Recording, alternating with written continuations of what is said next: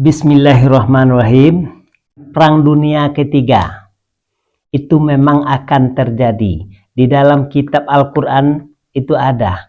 Namanya di situ pertempuran yang ketiga.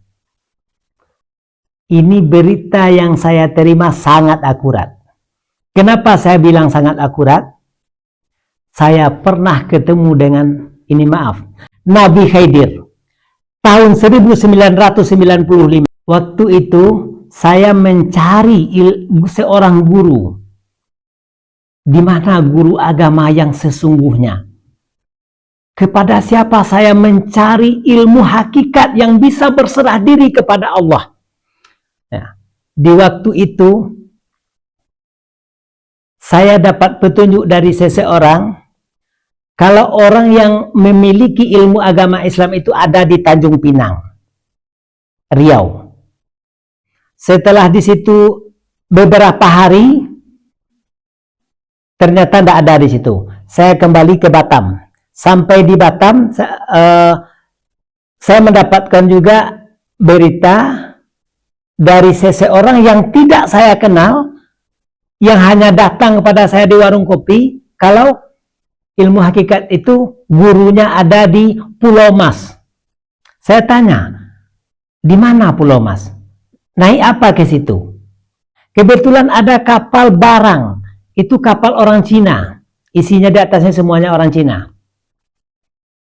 Saya tanya, saya mau ke Pulau Mas. Naik kapal apa? Kebetulan dia mau ke Pulau Mas itu. Saya nebeng kapal barang. 1 hari 1 malam. 1 malam setengah hari lah. 1 malam setengah hari waktu itu. Dari Batam ke Pulau Mas. Sampai di Pulau Mas itu pagi sekitar jam 6 atau jam 5 subuh. Di Pulau Mas itulah yang bikin udang dari laut menjadi ebi itu loh. Di Pulau Mas itu tempatnya. Kalau di situ ternyata tidak ada juga orang yang ahli hakikat yang saya cari. Yang saya cari bagaimana saya ini bisa mensucikan diri. Saya takut akan azab Allah. Saya takut akan dosa. Saya sungguh-sungguh mencari ilmu hakikat ini dari hati kecil. Akhirnya saya naik kapal itu kembali. Dia akan langsung ke Singapura, terus langsung ke Cina. Saya bilang saya mau berhenti di Batam. Katanya dia tidak mampir di Batam. Nah, oke lah dimanapun tidak apa-apa kata saya. Tapi akhirnya dia berhenti di Batam. Tidak tahu. Di atas kapal itu, waktu saya numpang itu berangkat sore di situ sekitar jam 5, jam setengah 6 lah kapal itu berangkat sore dari Pulau Mas. Itu saya nggak enak perasaan. Perjalanan saya sudah jauh, tapi guru belum saya temukan. Saya nggak tahu harus kemana waktu itu. Harus mencari di mana nggak tahu. Sebab guru saya sudah banyak, tapi hanya sampai pada tasawuf, pada tarikat. Titiknya cuma itu, ke atasnya nggak ada lagi.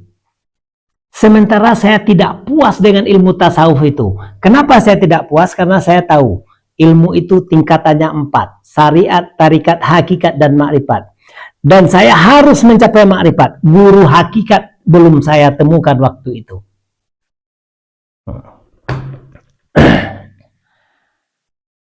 Akhirnya sekitar jam 1 dini hari, tengah malam, jam 1 atau jam lewat-lewat sedikit lah, antara jam 12 sampai jam 1, itu saya itu sudah gundah, perasaan itu sudah tidak enak. Makanya waktu itu saya memutuskan untuk bunuh diri. Karena saya takut semakin panjang hidup saya, dosa saya semakin banyak. Jadi saya ingin mengakhiri hidup saya waktu itu.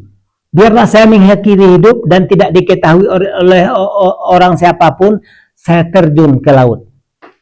Dari kapal itu waktu itu tingkat 3 ya. Dari paling atas, saya menghadap ke belakang, saya terjun. Dari kapal itu tengah malam. Tidak ada satupun orang yang melihat. Semuanya ABK kapal di dalam. Saya di atas sendiri.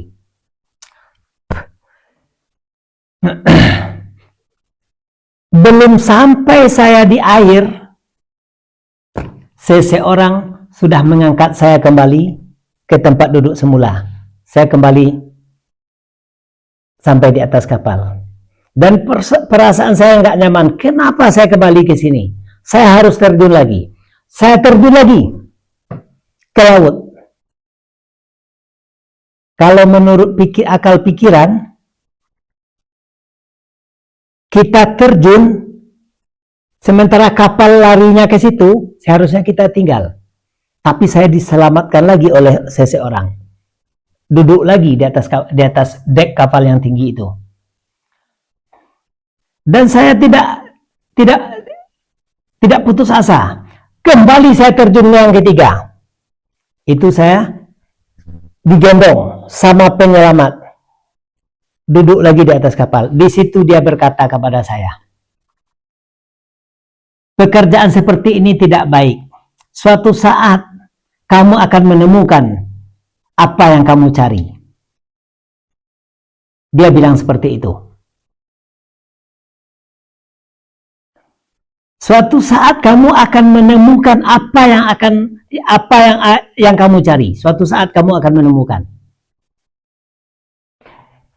Dia menggosok kepala saya dan sampai ke pundak saya. Terus dia hilang. Sebelum hilang dia mengatakan, saya Khaidir. Di situ saya bertemu dia pertama kali. Dan dia bilang, suatu saat nanti kita akan ketemu lagi katanya. Sampai sekarang belum. Tapi dalam mimpi pernah. Dalam mimpi pernah 2 kali.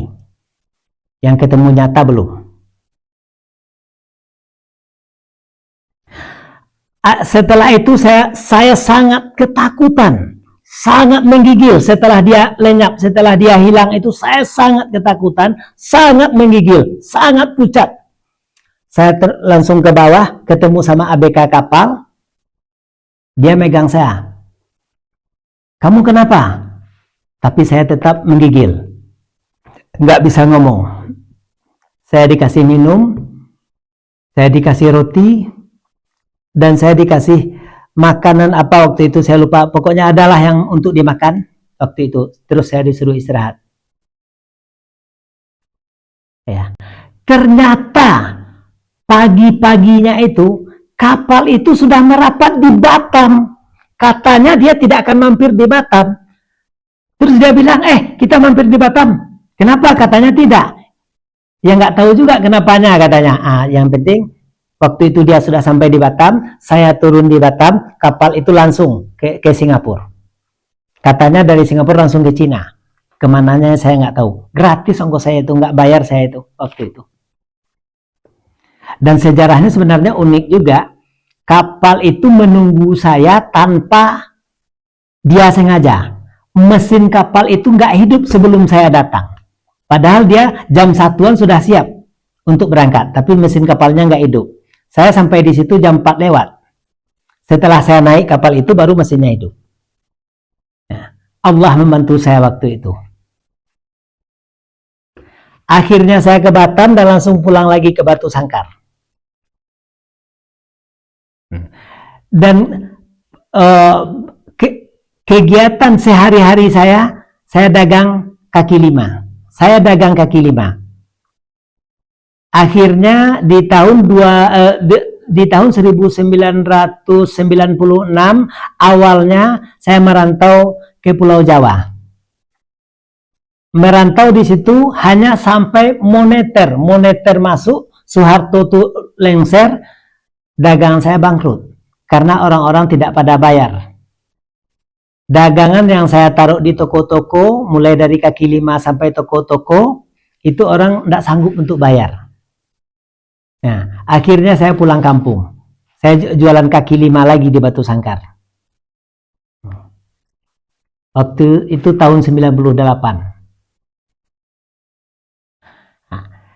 Dari 98 sampai tahun 2000 saya tetap jualan di Batu Sangkar, dan tahun 99 atau tahun 2000, sekitar itu 99 akhir atau tahun 2000, saya ketemu dengan seorang guru akidah namanya Wahid.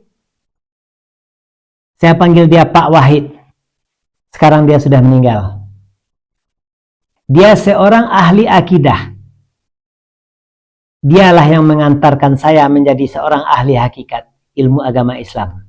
Hakikat untuk penyerahan diri kepada Allah Subhanahu wa taala.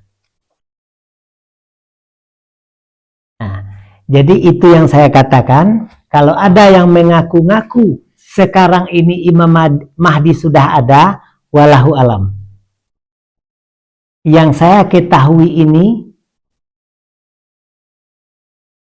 itu dari orang yang sangat saya percaya. Jadi setelah